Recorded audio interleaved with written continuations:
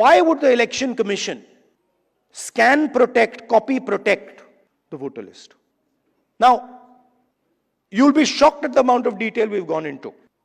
And you will see, with no doubt, zero doubt, how a Lok Sabha election is stolen. 6.5 lakh voters vote, and 1.5 lakh of those voters are fake. 6.5 lakh voters vote, 1.5 lakh voters are fake. It's on paper. Documentation that we got from the Election Commission. Voter list that we got from the Election Commission. Physical paper. Where we went comparing photograph by photograph by photograph, name by name by name, 6.5 lakh people. Comparing one photograph to 6.5 lakh other photographs. And I'm proud of the work that the Congress party did. And you will see the shockwave that is going to go through the electoral system when we release this data. It's literally like an atom bomb. Because the truth, my friends, is that the election system in India is already dead. Please remember one thing. The Prime Minister of India is the Prime Minister of India with a very slim majority. If 10, 15 seats were rigged, and we suspect actually the number is much closer to 70, 80, 100. If 15 seats were rigged, he would not be the Prime Minister of India. And we are going to prove to you, in the coming few days, we are going to prove to you without any doubt in the coming few days how a Lok Sabha election can be rigged and was rigged. So, it's very clear that the institution that holds this, that protects this, that holds this, that defends this, has been obliterated and taken over. We did not have proof, so we could not make these type of statements earlier. But I'm making this statement confidently because I have 100% proof now. And whoever I have shown it to has fallen off the chair. Literally, they said, how can this be possible? Well, it is possible. It is happening. Right? Who is going to fight this battle? Only you people can fight this battle. Frankly, we non-legal people don't even know how to fight this battle. We can fight the political battle. We can fight the battle on the streets. We can fight in the villages. We can fight in the city. We can't fight in the courts. We don't know how to. And so, you are the people who have to defend the Constitution in the courts. You know, I had a document. We had a document some years back on the Rafale deal. Randeep is looking at me. Document that said clearly, black and white, that the Prime Minister office and the NSA have interfered in the Rafale deal and damaged the Rafale deal. This document itself would have brought down any government in any country of the world. Nothing happened. Nothing happened. You know where the document went. You know where the document died. Nothing happened. I'm fighting 30 cases. Anyone who fights the regime, any political person, anybody who works in the NGOs, civil society knows that the moment you oppose, you will be attacked.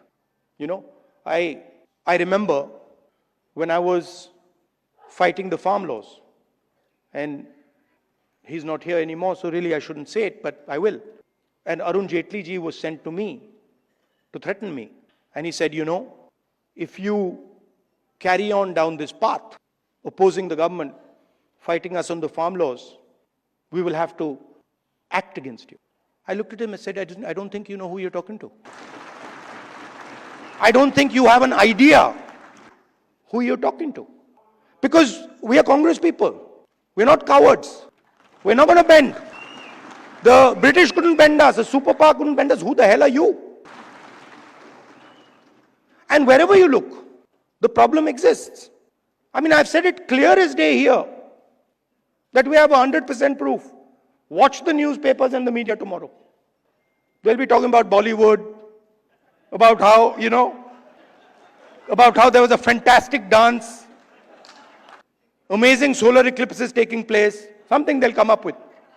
And so this is a full-scale attack And it's not just an attack on the Constitution. Because this book is a manifestation of India's identity. It's a manifestation of our history, of our culture, of our tradition, of our religion. This is not written in 1947, in 1950. This is 3,000, 4,000, 5,000 years old. Buddha speaks through this book. Narayana Guru, Basavana, Ambedkar, Periyar, everybody who's been anybody in this country. Right? Anybody who's been, you look, anybody, and in every state there are there. In Assam, Gaurav will tell you. Right? In Tamil Nadu, in Karnataka, in Uttar Pradesh, Kabir, there's a list. So this is not something that we dreamt up in 1947 or 1950. This is our blood. And how dare you attack our blood? Right? So we must remember, we are not just defending this red book, this legal document. We are defending our way of life. Right? Tell me which Indian tradition, which Hindu tradition says that you should beat up a Muslim child? Where is it written? That you should lynch someone? Which tradition of ours says it? There's not a single tradition of ours that says it. Our tradition says everybody is the same. So these people, they're not attacking our politics. They're attacking us. They're attacking our history. They're attacking our religion. For anybody who understands Hinduism, anybody who has gone into depth in Hinduism, they're attacking Hinduism. And frankly, yesterday my sister said to me, now, personal baat hai to bolni nahi chahiye, main bol deta hu. Nahi maaf karunga. She said to me, Rahul, you realize that you're playing with fire. And I said, yeah, Priyanka, I am playing with fire. I will continue to play with fire. I'm not scared of playing with fire.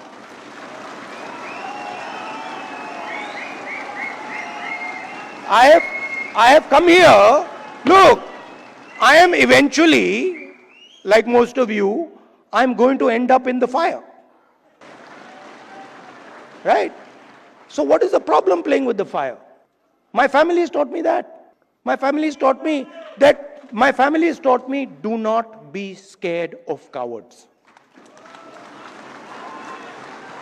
My family has taught me that the most cowardly thing you can do ever is be scared of a coward. Right? And that's who we are dealing with. You please understand. That's exactly who we're dealing with. And my sister will tell you. Someday she'll also give a open-hearted speech and she'll tell you exactly the extent to which the ruling ideology is based in cowardice. So this is the difference between us. You see, when the British came, you stood up and said, we will defend our tradition, our culture, and our way of life.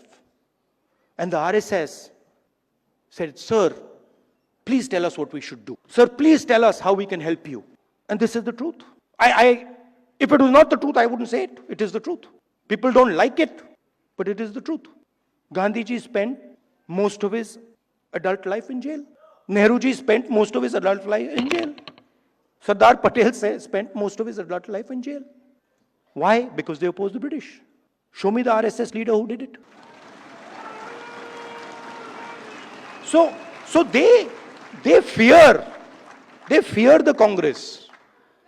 The true Congress. You see, they fear the true Congress. And every single one of you have the true Congress inside you.